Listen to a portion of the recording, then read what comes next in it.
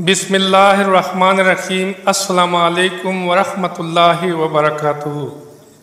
محترم ناظرین، حضرت فاطمہ رضی اللہ تعالیٰ عنہ کی ابتدائی تربیت کس نے کی؟ بچپن ہی میں ان کی والدہ ام المومنین حضرت خدیجہ رضی اللہ تعالیٰ عنہ کا انتقال ہو گیا تھا۔ آپ نے بچپن ہی میں وہ تمام سختی اور تنگی برداشت کی جو رسول اللہ صلی اللہ علیہ وآلہ وسلم نے ابتدائی زمانہ میں قریش کے ہاتھوں برداشت کی تھی۔ آپ کے بچپن ہی میں ہجرت مدینہ کا واقعہ ہوا۔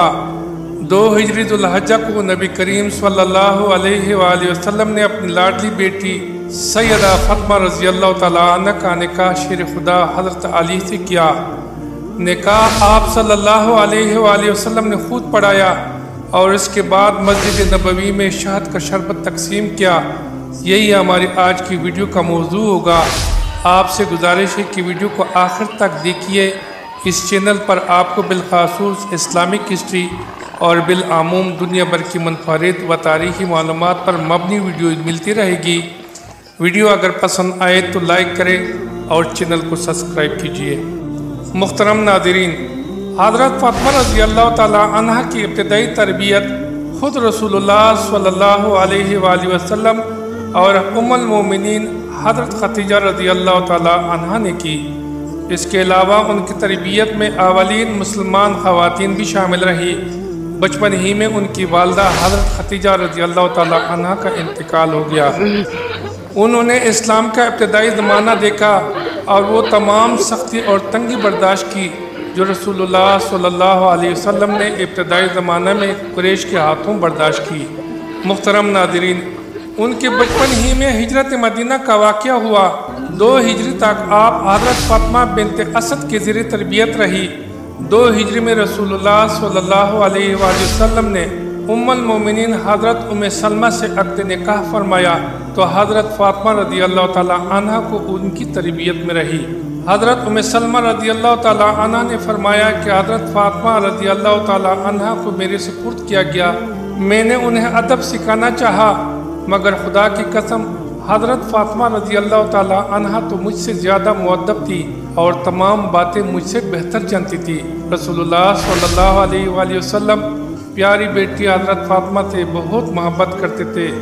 عمران بن حسین کا روایت ہے کہ ایک دفعہ رسول اللہ صلی اللہ علیہ وسلم کے ساتھ بیٹا تھا کہ حضرت فاطمہ رضی اللہ تعالیٰ عنہ جو ابھی کم سن تھی تشریف لائی۔ بھوک کی شدت سے ان کا رنگ بدل رہا تھا۔ نبی کریم صلی اللہ علیہ وآلہ وسلم نے دیکھا تو کہا کہ بیٹی ادھر آؤ۔ جب آپ قریب آئی تو رسول اللہ صلی اللہ علیہ وسلم نے دعا فرمائی کہ اے بھوکوں کو سیر کرنے والے پروردگار، اے پستی کو بلندی عطا کرنے والے اللہ، فاطمہ کے بھوک کی شدت کو ختم فرما دے۔ اس دعا کے بعد فاطمہ رضی اللہ تعالیٰ عنہ کے چہرے کی زردی ختم ہو کر سرخی میں تبدیل ہو گئی۔ چہرے پر خون دوڑنے لگا اور آپ حشار بشار نظر آنے لگی۔ خود حضرت فاطمہ رضی اللہ تعالیٰ عنہ فرماتی ہے کہ اس کے بعد مجھے پھر کبھی بھوک کی شدت نے پریشان نہیں کیا۔ محترم ناظرین، حضرت فاطمہ رضی اللہ تعالیٰ عنہ سے شادی کی خواہش کئی صحابہ نے کی، جن میں سے کچھ پر رسول اللہ صلی اللہ علیہ وآلہ وسلم نے خاموشی اختیار کی۔ بی بی فاطمہ کا رشتہ لے کر ابو بکر صدیق آئے، کچھ عرصہ بعد حضرت عمر فاروق آئے، لیکن حضور صلی اللہ علیہ وسلم نے کہہ کر فرمایا کہ مجھے اس سلسلے میں وحی الہی کا انتظار ہے۔ بعض روایات کے مطابق حضور صلی اللہ علیہ وسلم نے حضرت علی رضی اللہ تعالیٰ عنہ سے فرمایا کہ اے علی، اللہ کا حکم ہے کہ میں فاطمہ کی شادی تم سے کروں۔ یہی روایت حضرت عبداللہ ابن مسعود، انس بن مالک اور حضرت ام سلمہ نے کی ہے۔ ایک اور روایت میں حضرت عبداللہ بن مسعود رضی اللہ تعالیٰ عنہ سے مروی ہے کہ رسول اللہ صلی اللہ علیہ وسلم نے فرمایا، اللہ نے مجھے حکم فرمایا ہے کہ میں فاطمہ کی نکاح علی سے کر دوں۔